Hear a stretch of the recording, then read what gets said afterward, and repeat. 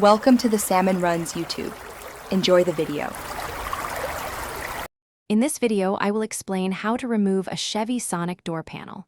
First, let's gather our essential tools. You'll need a plastic trim removal tool to safely pry components without scratching your vehicle's finish.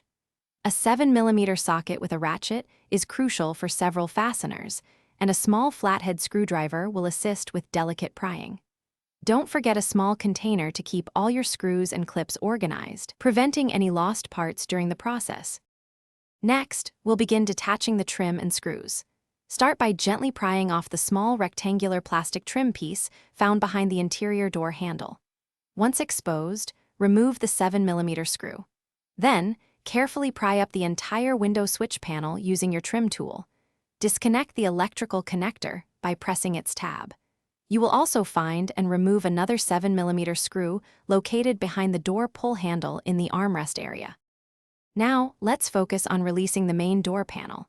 After ensuring all visible screws are removed, use your plastic trim removal tool to carefully pry around the entire perimeter of the door panel.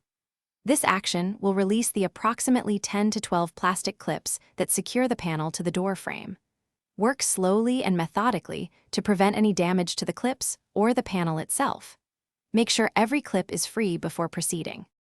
Finally, we'll disconnect the remaining cables and fully remove the panel. Once all clips are released, lift the entire door panel straight upwards and away from the door.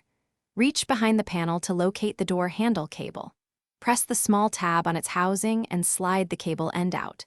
Disconnect any other electrical connectors, such as for the door light or speaker, by pressing their release tabs. Your door panel is now completely removed and ready for your project. Thanks for watching. Consider subscribing if we helped you.